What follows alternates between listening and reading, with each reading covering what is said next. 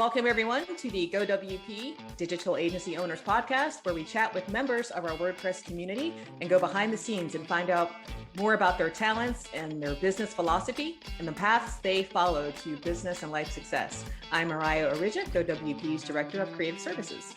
And I'm Joanne Torres. And before we start, I just want to say a couple of words about GoWP in case anyone is not fully familiar with us. At GoWP, we create happiness for digital agencies and help them become more profitable, whether it's joining in our super valuable weekly happiness hour calls, or if you're looking to grow your team with a developer, a copywriter, a designer, a project manager, we got you covered. We also have services like case study services, blogging services, website maintenance, content edits, or page builds that you can completely outsource to our team. Joanne, where can someone who's interested go to learn more about these awesome, helpful services? I never thought you'd ask. So they can go to GoWP.com or our social media channels, GoWP Support on Twitter and GoWP everywhere else. So Facebook, LinkedIn, Instagram, anywhere online, essentially, to get updates on what's going on. And now I think it's time we should welcome our new guest. Yeah, let's welcome our guest. I'm super excited for who we have today. Today's guest has a story that differs from most of our typical guests. Kristina Romero is the founder of WP Care Market, an agency that trains web professionals to offer care plans. WP Care Market provides a community as well as a directory for website owners to connect to support professionals.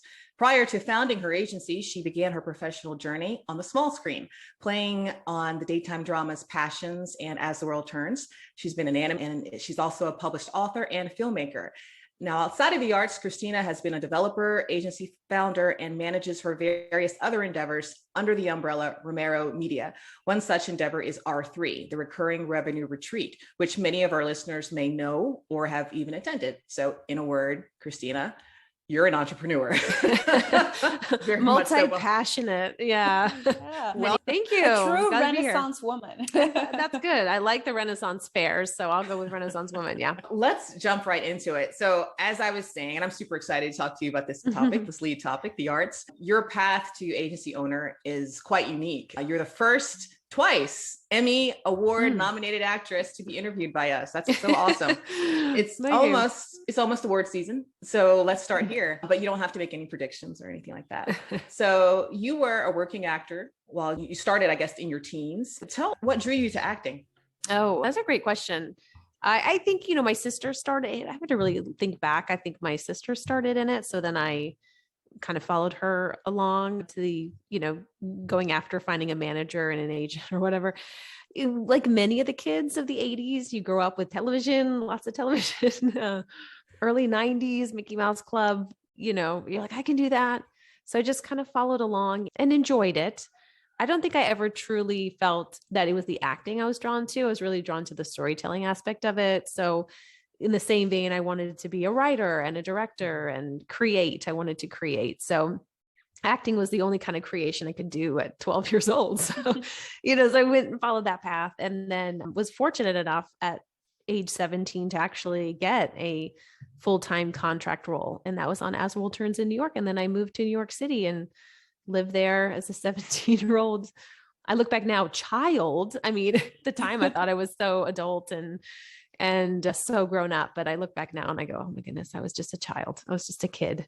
I bet. And before we started, Kristina shared that she's a mom of 4. So I'm sure in looking back, oh my goodness, as you consider your own children at 17, still fetal. It's a baby. It's a tiny baby. And it makes so much sense that you say what drew you to acting was storytelling. Looking at your career and where you are now, that makes so much sense. Because to be an actor, as you know, one needs to really enjoy storytelling and the ability to tell many stories through many voices.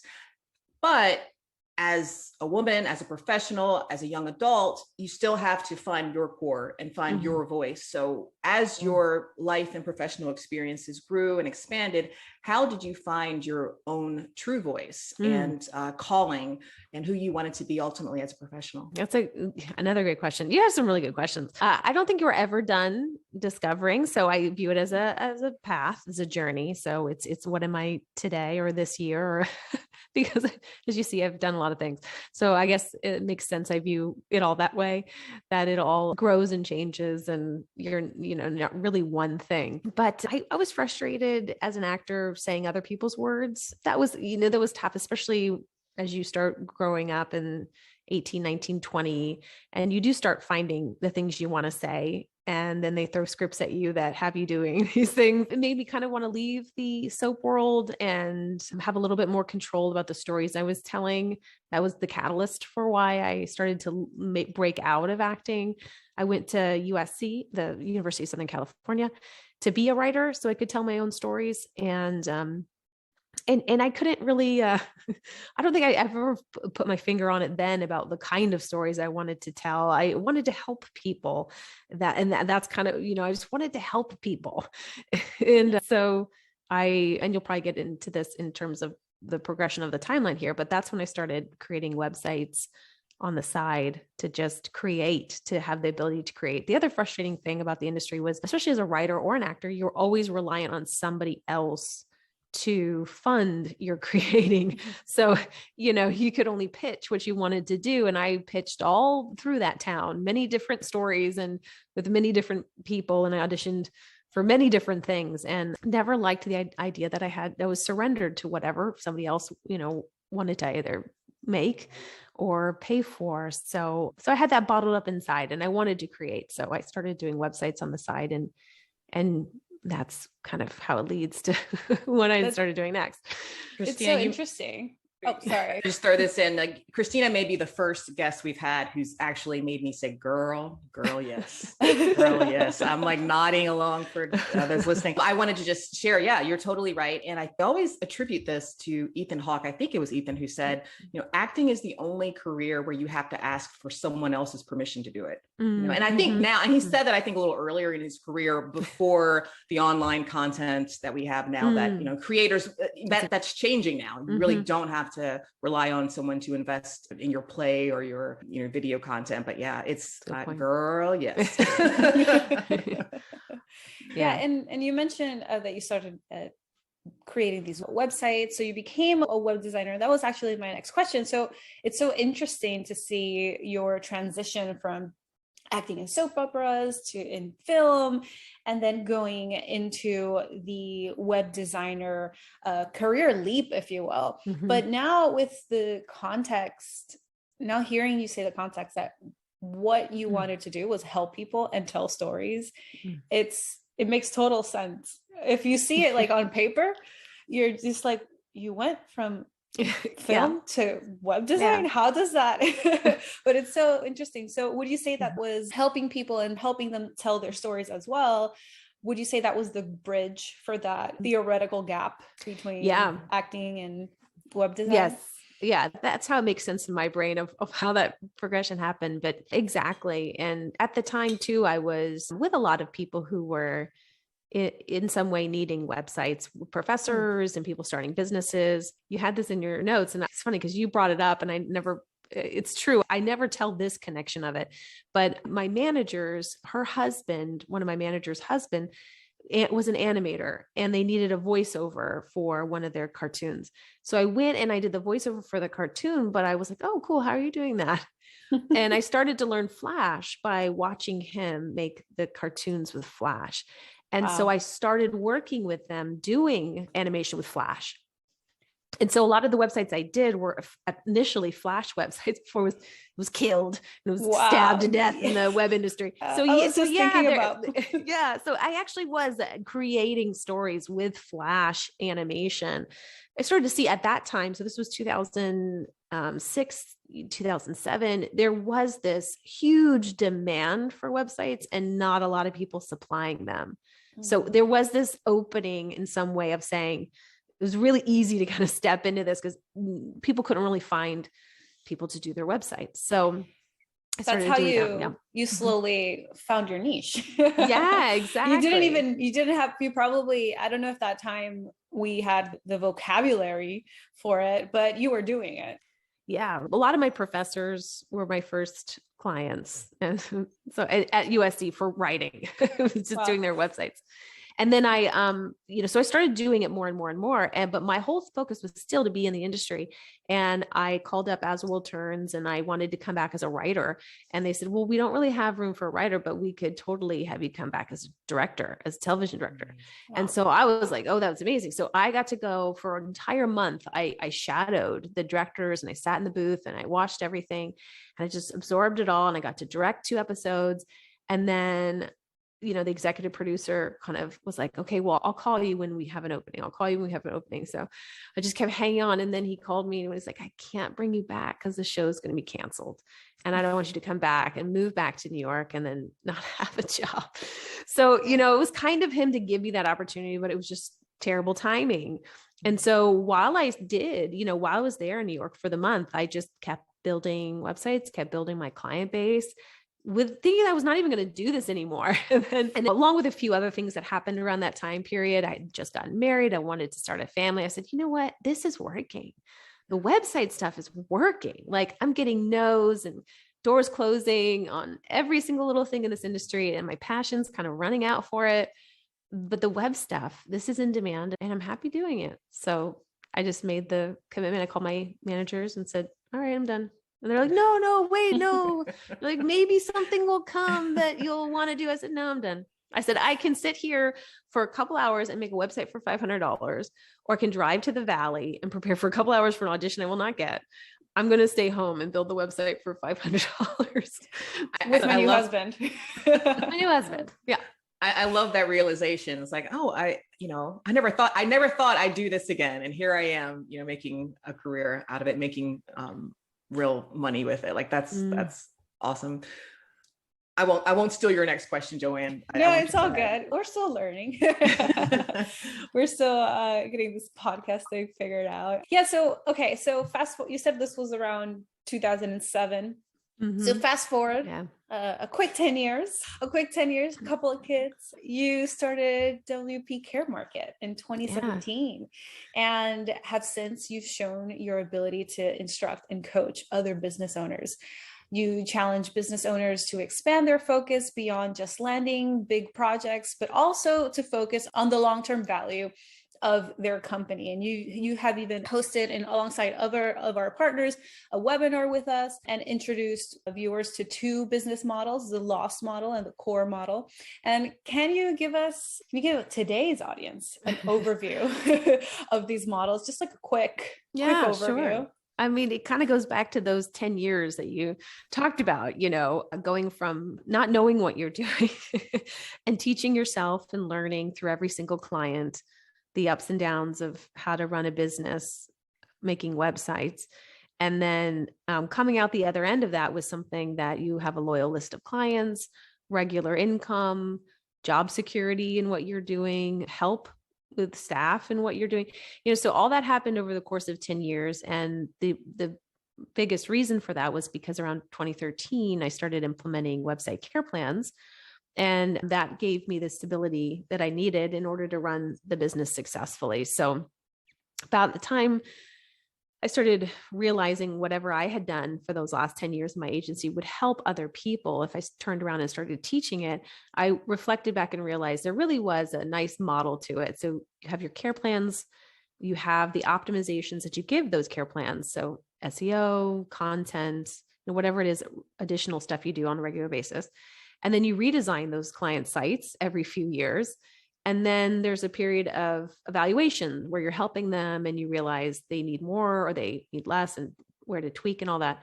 And that's the core model. So C for care plans, O for optimization, R for redesign, E for evaluation. And clients just kind of go through that little cycle. As long as they're on recurring revenue with you in a monthly plan, they just move through that little cycle with you. And you start off with 4 people who will be that person for you. And then it grows to 10, and then it grows to 20. And then sooner or later, you have this full-fledged web agency with, 50 plus clients who have been with you for a few years and who you're serving and serving well. And that to me is the most successful way to run a web agency as a small web agency owner, as someone who kind of wants to do it with just themselves and maybe a handful of people and not really grow to some large marketing agency, but really just make a good solid income working from home and having as low stress of a job as you possibly can. So yeah, so that's kind of what I've found worked well. And I try to encourage others to think that micro, to think that inward in their agency and not feel like they have to just keep outward reaching out for more projects, but to think about what they already have.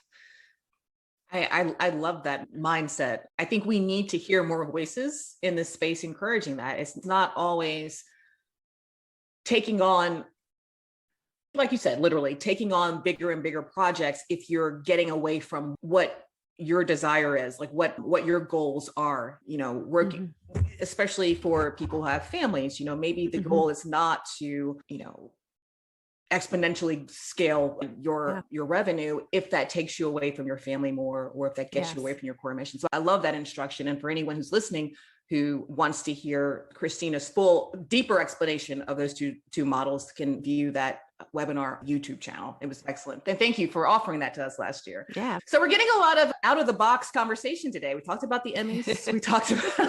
we talked about directing, but another topic that I wanted to explore today is spirituality. Since we just talked about how businesses can remain strong at their core, I think it's also important on the flip side to talk about how individuals who run the businesses stay strong at their core. And I bring this topic up with you, Kristina, because, in research on you, I found that you are open about your faith. And you also demonstrated that you're a very stellar creative and educator. And you recently launched, I hope I pronounced it right, the Hagios Yeah, study. Hagios, good. Hagios study. You nailed it. Yeah, and it was really exciting to read about it. And so could you talk to the listeners for a moment about what the Hagios study is and why you created it? Yeah, it's a COVID project, a COVID lockdown project, which I didn't even really have time anyway, which I find fascinating. But it was something I think that really helped me get through all of that as well. We actually, it's so funny enough, in our industry of web, we have a lot of people who are very open about their faith or have any kind of faith. I think, people probably don't. It's tough to talk about publicly sometimes because you don't want to offend anybody. And I don't, talk about it. This is probably the first time on a podcast I've actually talked about it, but it is important in my life, in my family, and in my own personal life. It's always kind of guided me to keep what's important in focus and also keep priorities straight, because you can get caught up in just the world craziness. So keeping that inner peace and purpose in mind. But I've always balanced that with work until I would say like at the beginning of the COVID lockdown. I don't know what drew me to write like a Bible study, just so kind of out of the blue for me. But I recently completed my certificate of theology and church history from Notre Dame. So I've always been fascinated. Yeah, I've always been fascinated with, history in general. And then I completed that. So that came out of that in a real desire to see history and like a Bible study come together. Also had a wonderful opportunity playing with the new Buddy Boss app platform, which came out at the perfect time. So I was able to create a mobile app along with the Bible study. And I hope that it goes as this kind of side passion project. I hope to do a lot of these, like one a year, just kind of spin off one a year.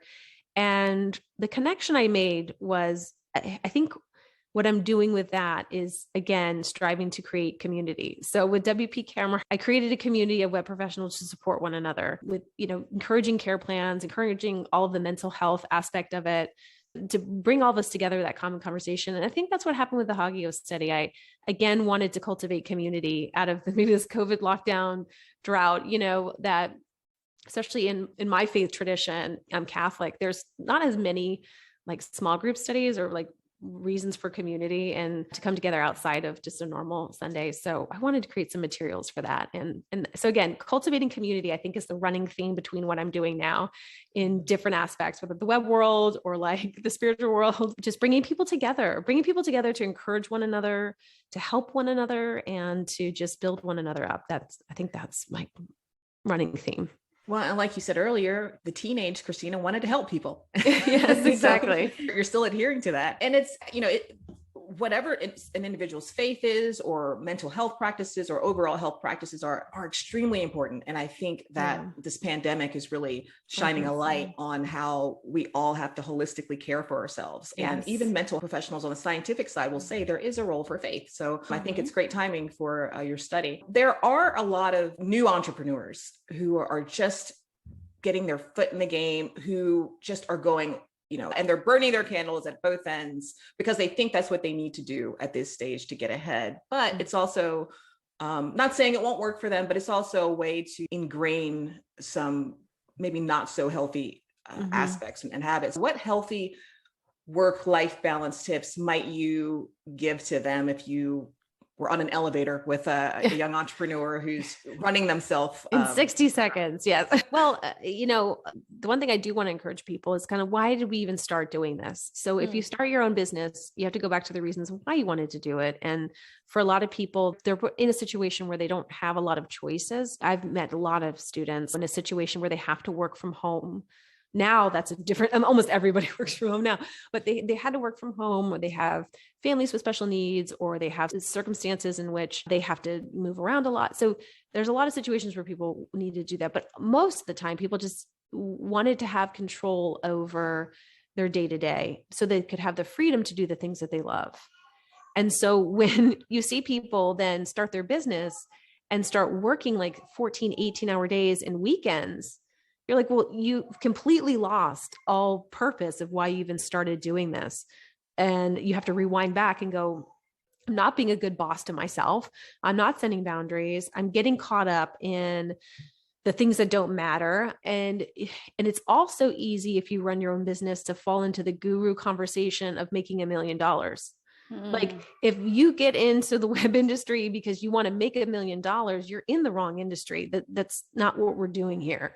So you should make a healthy income with web because there's enough demand for it, but like, be realistic about the type of salary you expect for the type of hours that you put in. So again, it's really kind of coming back to why you did this. And if you're finding it's completely stressing you out, then you have to make some significant changes in order to stay as an entrepreneur or a business owner. And that may include hiring people to help you, cutting out the clients that are crazy and absorbing your time, and putting in products and services that are recurring, so you're not stressed out about how much money is coming in every month, and having better processes, and maybe getting more education around getting those processes, and having the right tools in place, and investing in yourself for education. So those are the things we go back to. There's a story that still sits with me, funny enough, and I'd posted about mental health the other day, and I was going to share this on Facebook, but I think this is where I should probably share it. So I coached at another business program before I started my own, and we had a Facebook group. So I remember one of the people who had showed up to every single coaching call and was very active, whatever, had posted, I don't know if this was on her personal page or in her group, because I just remember her post that she was in the hospital. She had basically a mental breakdown, and it was too much. And just seeing all the posts about making more money, seeing all the posts about having better processes, doing all this stuff with your client, all this work you had to do to get your business where it needed to be, and how much money she had to make, and over 6 figures, and this, that, and what everybody else was signing proposals for, and what she was signing, she had a mental breakdown. And it stays with me because I hated the feeling that I would have ever contributed to that, that anything I would have said would have made her feel like she wasn't good enough or doing enough for her business. And so the advice I would give in the elevator is, don't compare yourself to other people, but make sure that you're doing what it is that you set out to do, so that you can be happy with yourself day to day about wherever you are, Absolutely. That's great advice. Wow. I'm like, goosebumps. Yeah. People say fear is the mind killer, but I also think that comparison is also the mind killer, because once you start comparing yourself, you are already putting yourself underneath what you think. You're taking that, whatever you're comparing to, putting it on a pedestal and putting yourself underneath. So that already is just so hard to not to do. And that is such a powerful story, Kristina. Thank you. Yeah. Thanks for sharing that here. Wow. Yeah. So faith and spirituality practice bring people together. Yeah. Community. I myself am really into spirituality as well. It's where I found kind of like my tribe and my people here in Houston.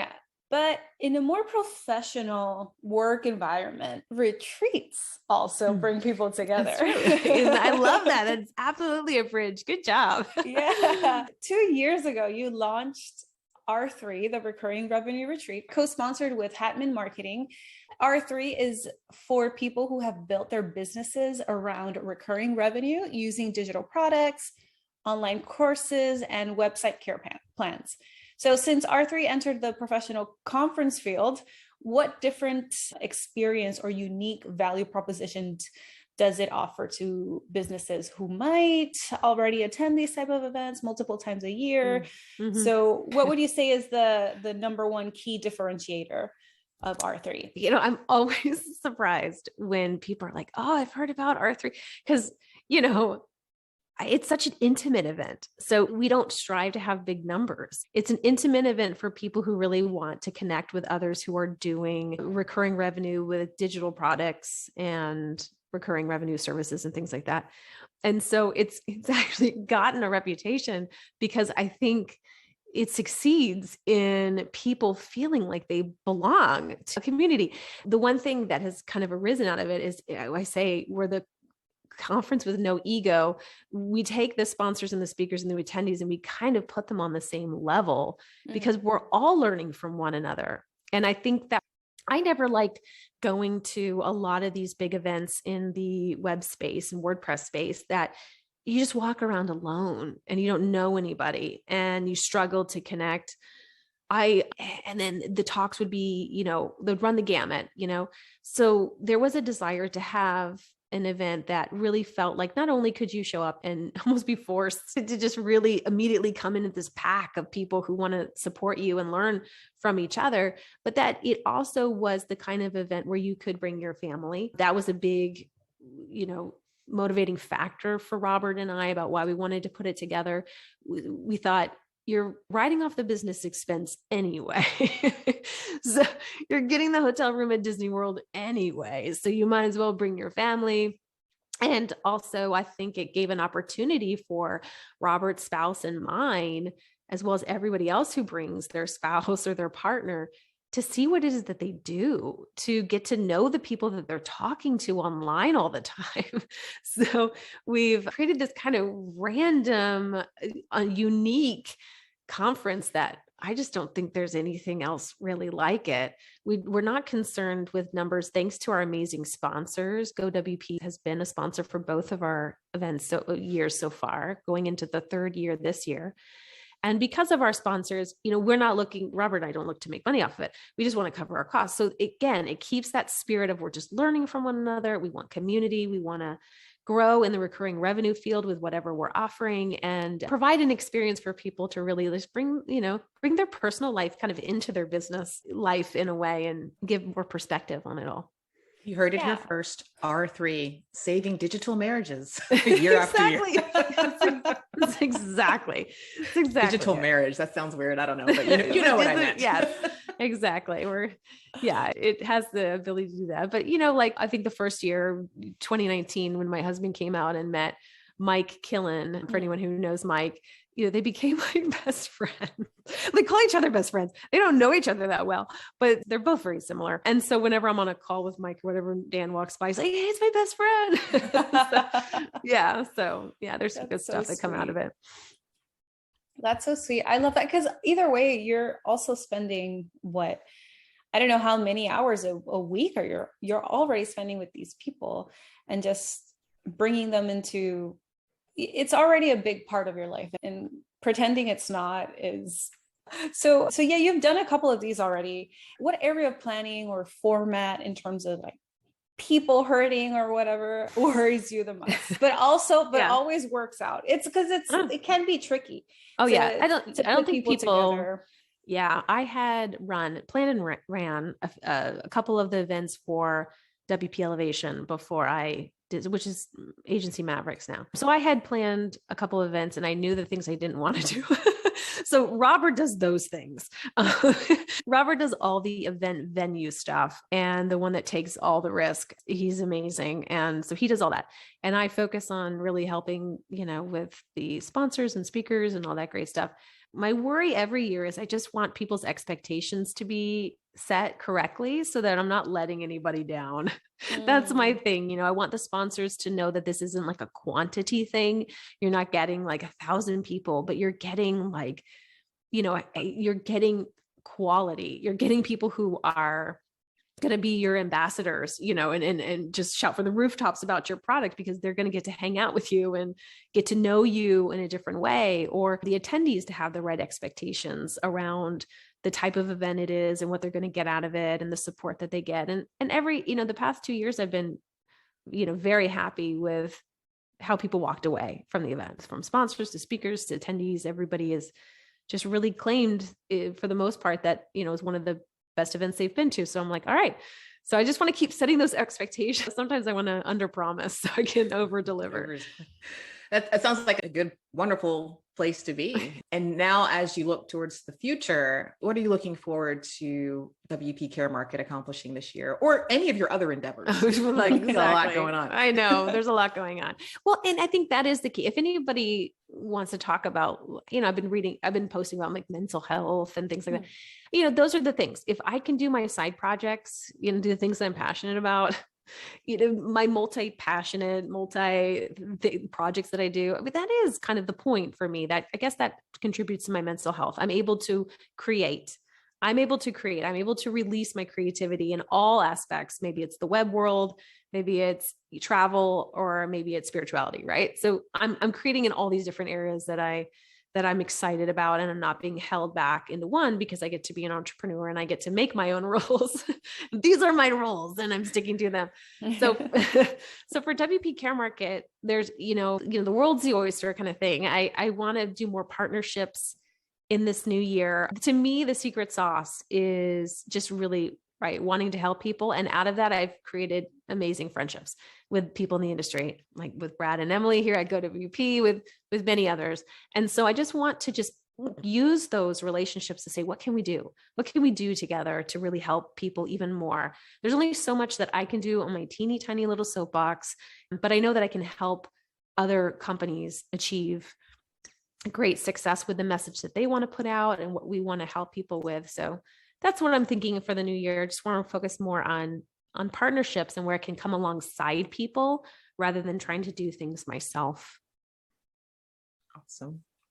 That's awesome. I love to hear that. I love to hear everything communal partnerships, elevating each other. It always like gives me a little bit of more hope to see that people are just not fully okay with doing things on their own. So that's always exciting to hear.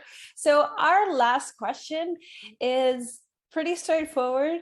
How do you create, either for yourself or for your family and your business? But let's keep it for yourself. We've talked enough about the business. How are you creating happiness for yourself? That's a great point. My kids are really a source of a lot of my happiness.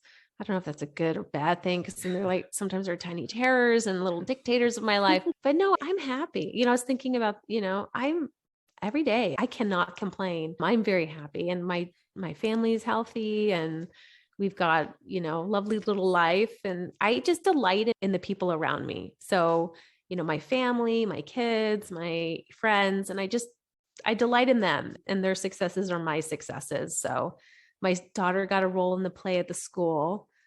I don't want her to be an actress. Let's get that out of the way. You're like, you're not moving to New York City at 17 years old. It's not happening. We are hopefully stopping at school play, but and my son with the sports and all their creativities and all their successes in life. So that's it. I mean, delighting in the success of others. That is how I create happiness. That sounds delightful. It really does. I felt happiness was created in that, Sherry. Thank you. And, I didn't know you at all before this conversation today, Kristina. So I'm, really thankful that you came on with us and joined us, and thank you for this conversation. It's been really, really, really lovely. And thank you all for joining us. You can read more about Kristina and her other projects that we discussed today at the ones at WP Care Market and her others at wpcaremarket.com or KristinaRomero.com. Yeah, Kristina, thank you so much for joining us today. This was awesome. Oh, thank you guys. You really ran the whole gamut of my life. And so, So thank you. Thank you for hitting all those points. Hopefully we tied them all together in a way that makes sense. Yeah, I think so. It's always fascinating to learn about people's story. And I'm doing air quotes, but like ended up being the successful entrepreneur or business owners that they are today. So it's always a delight to hear about how everyone has just like so starkly different stories. And it's what makes everyone unique. Yeah. And there's a lot to learn from one another, even from you guys. There's a lot to learn. So thank you for facilitating the conversation. And even bringing up the Hagios study. I saw that in your notes and I was like, all right, well, sure. Let's share that then. Yeah, we're not afraid to dig and bring up anything. Yeah. Yeah, we're like a little, what are those tools called? The pick and the shovel. She's picking and I'm shoveling things. Anyway, thank you so much, everyone, for joining us today. Don't forget to like and subscribe. And to get this and other episodes of the GoWP Digital Agency Owners Podcast, wherever you get your podcasts. And just a quick reminder, at GoWP, we want to help you become more profitable, whether it's by listening to our podcast or joining our weekly happiness hours or viewing informative webinars hosted by our friends, such as Kristina Romero, in the WordPress community, and of course, by growing your team with our skilled developers, copywriters, designers, or project managers. Go to GoWP.com to read more about our services and to schedule a call.